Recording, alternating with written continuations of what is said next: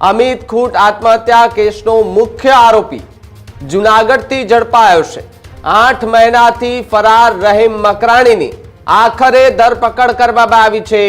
ફરાર રહીમ મકરાણી એટલે કે મિસ્ટર એક્સ બની સગીરાના સોશિયલ મીડિયા પરથી વાત કરી રહ્યો હતો। ખોટી ફરિયાદ કરવા યુવતીઓને આઈફોન અને રૂપિયાની લાલચ આપતો હતો। અમિત ખૂંટને ખોટા કેસમાં ફસાવા કાવતરું રચ્યું હોવાની વાત ત્યારે સામે આવી હતી। અત્યારે અમિત ખૂંટ કેસમાં એ રાજદીપસિંહ અને અનિરુદ્ધસિંહ સામે પણ ફરિયાદ થઈ હતી, જેમાં રાજદીપસિંહ જાડેજા જે છે તેમના જામીન મંજૂર થઈ ચૂક્યા છે ને તેની મુશ્કેલીમાં જે વધારો થઈ રહ્યો હતો ક્યાંક ને ક્યાંક એ જામીન મુક્ત થતા એમને રાહત થઈ છે।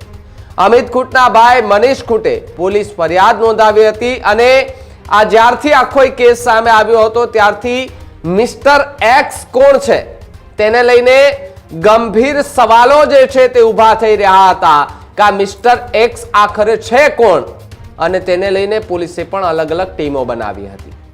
જો કે વાત એવી પણ મળી છે પોલીસને કે 8 મહિનાથી એ મિસ્ટર એક્સ પોતાના ઘરમાં જ હતો ને ત્યાંથી ધરપકડ કરવામાં આવી, એવી હાલ સૂત્રો પાસેથી જે છે તે વિગતો પ્રાપ્ત થઈ રહી છે।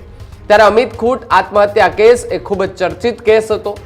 ગોંડલ, રીબડા આ બધા જ અનેક એવા ચહેરાઓ જે છે તે સામે આવી રહ્યા હતા અને મોટા માથાના નામ જે છે તે પણ આ કેસની અંદર ખુલ્યા હતા।